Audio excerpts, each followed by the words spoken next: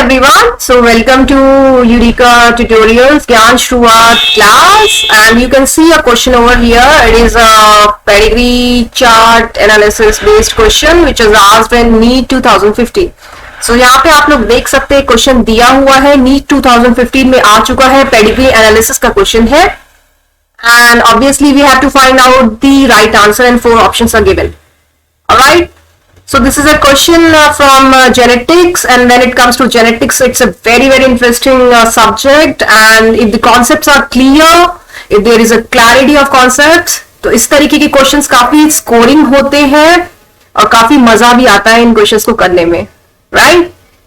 Alright, so we are going to crack this particular question, and rather than discussing a lot of stuffs, क्योंकि theory तो हम लोग काफी रट चुके हैं, रटते आ रहे हैं, हम लोग यहाँ पे ट्रिक्स लगाएंगे, फटाफट इन क्वेश्चंस को करने का है.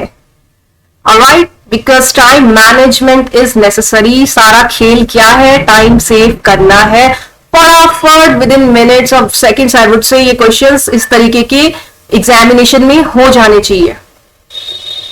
Alright, so let's crack this particular question.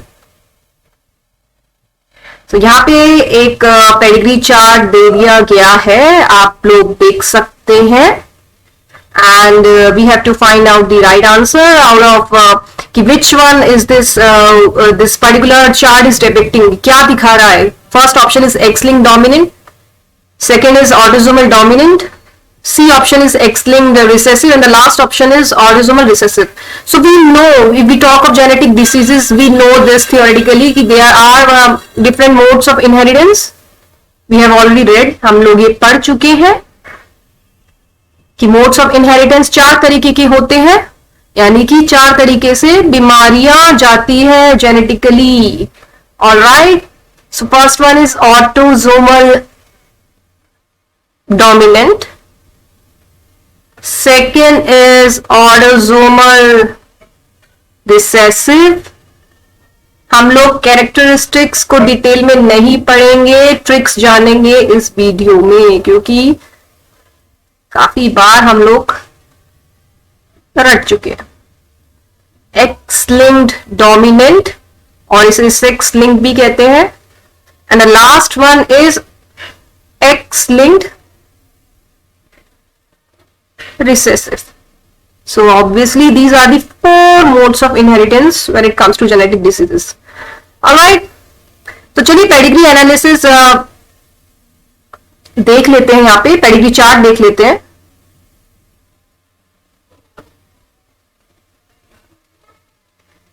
So there are 4 generations. There are 4 generations given. First one, this is the first generation, this is the second, this is the third, and this is the fourth. So coming, the trick is we have to do it really fast. फटाफट देख के ही पता लग जाएगा कि बीमारी कौन सी है, देखते ही पता लग जाएगा जनरेशंस पे अगर हम ध्यान दे तो. ऑलराइट, सो यहाँ पे मैं देख के ही बता सकती हूँ कि फर्स्ट और सेकंड जनरेशन को अगर मैं ध्यान से देखूं तो आंसर मुझे यहीं पे मिल गया है कि कहीं ना कहीं ये जो है ऑटोसोमल रिसेसिव disorder है. This particular disorder is autosomal recessive disorder. I can see, I have found out, we can easily predict this, but yeah, we have to be really sure because scores are important. Alright, so in the first generation, this particular male, a male is affected here,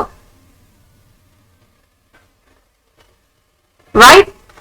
In the second generation, if we talk of the second generation too, the daughter over here and the son, male, female and a male, both are affected. Alright, so there were like 1, 2, 3, one daughter here and one male here, they were affected from this particular disorder. They haven't given the disorder name. Alright, and coming to the third generation, this particular generation is skipped. It's skipped from the disease. There is no disease over here. यहाँ पे कोई बीमारी नहीं आई है third generation में. Similarly यहाँ पे भी अगर हम देखें तो कुछ अफेक्ट यहाँ पे भी नहीं हुए हैं. But yes, in this particular generation, third generation में ये एक मेल अफेक्ट हो गया है. Alright, and then switching to the fourth generation, यहाँ पे दोनों मेल्स अफेक्ट हो गए हैं। Alright, alright. सो चलिए मैं आपको ट्रिक बता देती हूं कि किस तरीके से फटाफट ये क्वेश्चंस जो है सॉल्व हो जाने चाहिए। So this particular video is all about the tricks. Now the thing is, first one, so we have to find out which one is dominant, which one is recessive. And when we talk of a competitive examination, let me tell you something. As I always say, the trick is not to find out the right answer. Target जो है हमें ये नहीं ढूंढना है कि ये वाला आंसर जो है करेक्ट है. Rather we have to focus, we have to omit the other wrong answers. तो 3 जो आंसर्स गलत है उसको उड़ा दीजिएगा, उसको भगा दीजिए वहां से और आपको सही आंसर मिल जाएगा. That's the strategy, that's the trick. Alright, so there we have to differentiate, we have to find out whether this particular trait is dominant or recessive. This is the first one. And the second one, we have to differentiate once we get this कि या भाई कि ये वाली generation, ये वाला जो analysis है ये कहीं ना कहीं या तो रिसेसिव दिखा रहा है या डोमिनेंट दिखा रहा है, हमको कहीं ना कहीं पता लग जाएगा. देन सेकंड कम्स कि कहानी जो है वो ऑटोजोमल की है या फिर सेक्स लिंक्ड और एक्स लिंक्ड की है. ये थर्ड ट्रिक हम लोगों को अप्लाई करनी है. And the last one is we have to find out, जब सारी कहानी पता लग जाएगी, मतलब लॉजिक आप लोग लगाइएगा, राइट, तो क्या वो पर्टिकुलर ट्रेट ऑटोजोमल डोमिनेंट है या ऑटोजोमल रिसेसिव है. सो ओमिशन मतलब बाहर फेंकिएगा गलत गलत आंसर्स को और सही आंसर हमको डेफिनेटली 100% प्रोबेबिलिटी के साथ मिल जाएगा. Alright, so talking of dominant and recessive traits. Now the thing is, when we talk of recessive traits, जो रिसेसिव बीमारियां, रिसेसिव ट्रेट्स वाले जो होते हैं, जो रिसेसिव डिसऑर्डर्स होते हैं, नाम से पता लग रहा है कि बेचारा दबा हुआ है, डोमिनेट नहीं कर पा रहा है. तो इस तरीके के केस में इन वाले डिसऑर्डर्स में जनरेशंस जो है, पीढ़ियां जो है वो स्किप हो जाती है. जनरेशंस आर स्किप्ड, मतलब बीमारी की चांसेस एक जनरेशन एक उड़ सकती है कि एक पर्टिकुलर जनरेशन में बीमारी यानी कि डिसीज नहीं हुई. There is a chance, but in case of dominant disorders there are high chances कि बीमारी हर पीढ़ी में आएगी ही आएगी. It means generations are not going to be skipped. Alright, so this is the thing.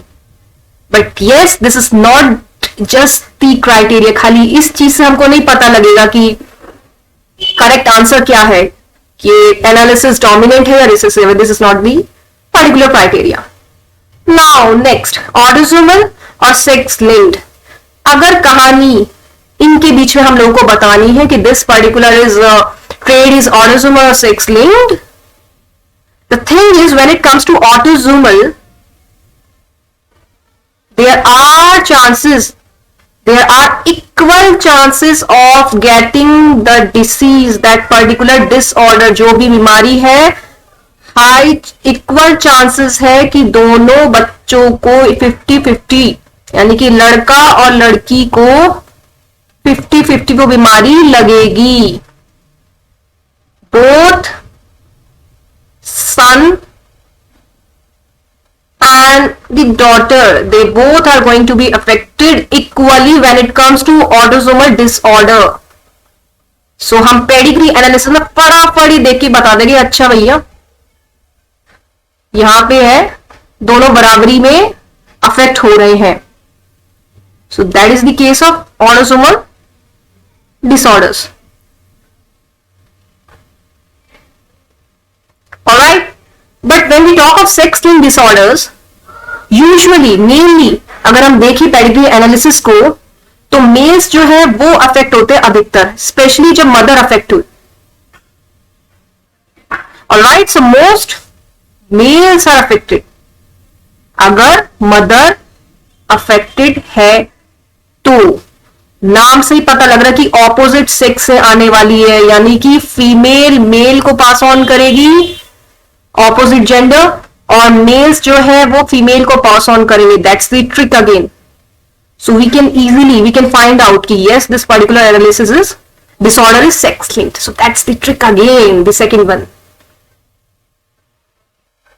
Alright. Now talking of autosomal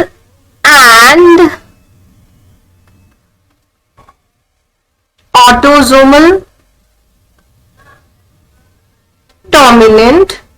अब कहानी आ रही है भैया, ऑटोसोमल डोमिनेंट है या ऑटोसोमल रिसेसिव है. Let me tell you something.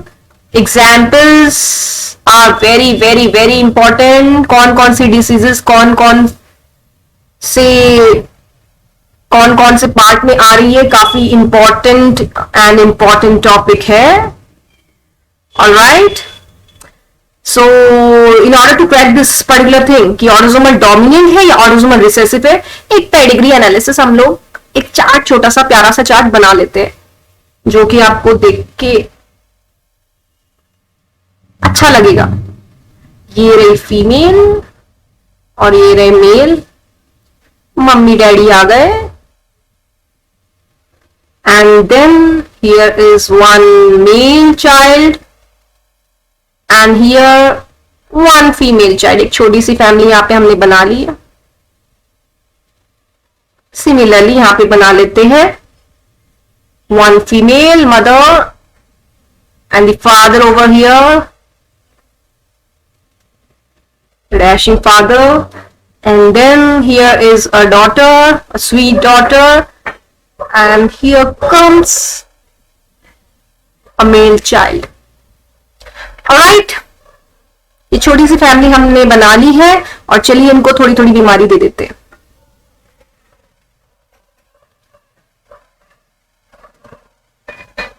सो यहां पे मान लेते हैं मदर जो है she is affected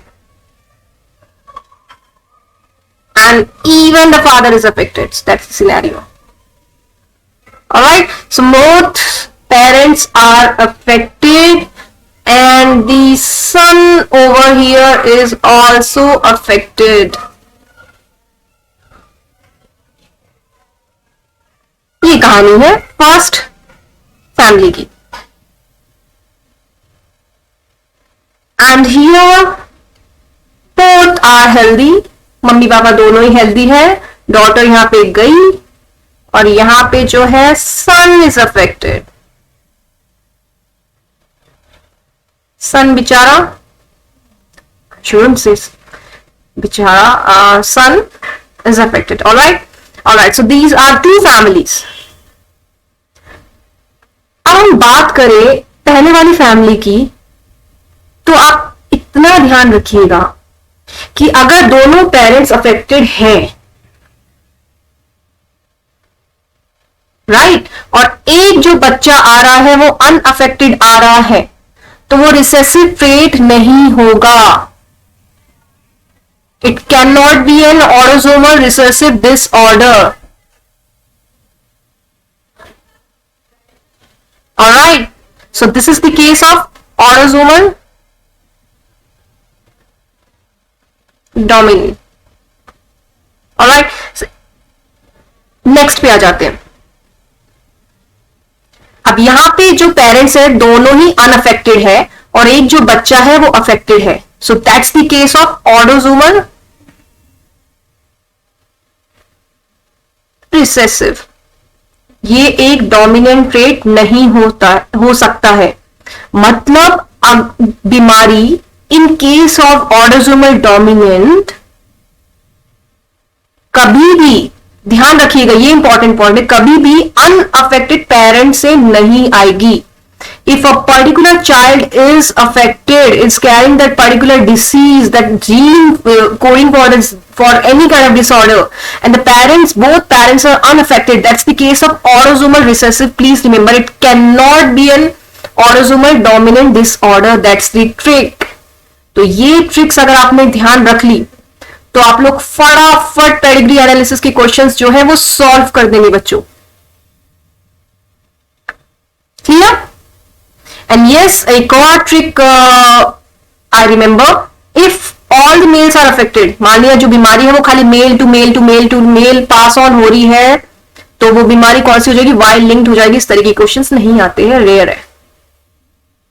all right, because X chromosomes में इन्वॉल्व ही नहीं है, so obviously male to male passing on thing is a case of Y linked diseases. So that's the thing. I hope आप लोगों को trick समझ में आ गई है. तो ये ध्यान रखिएगा, यू विल रियलाइज कि काफी इंपॉर्टेंट ट्रिक्स है ये. ऑलराइट, अब दोबारा से हम लोग पेडिग्री एनालिसिस पे आ जाते हैं, अपने चार्ट पे आ जाते हैं, and we'll find out the right answer. Alright, so here in the first generation a male is affected, in the second both the daughter and the son दोनों अफेक्टेड है, सन भी डॉटर भी. तो यहां से देख के पता लग गया ना कि ऑटोसोमल रिसेसिव ही है ये, क्योंकि एक्स लिंक्ड अगर होता, अगर एक्स लिंक्ड बीमारी होती तो हाई चांसेस क्या है कि मेल्स अफेक्ट होंगे, मतलब अलग अलग सेक्सेस को पास ऑन होंगे. और ऐसा नहीं हो रहा है, मेल जो है वो मेल को भी पास ऑन कर रहा है बीमारी, तो कहीं ना कहीं ऑटोसोमल ट्रेट ही हो गया है. लग गई ट्रिक यहां पे.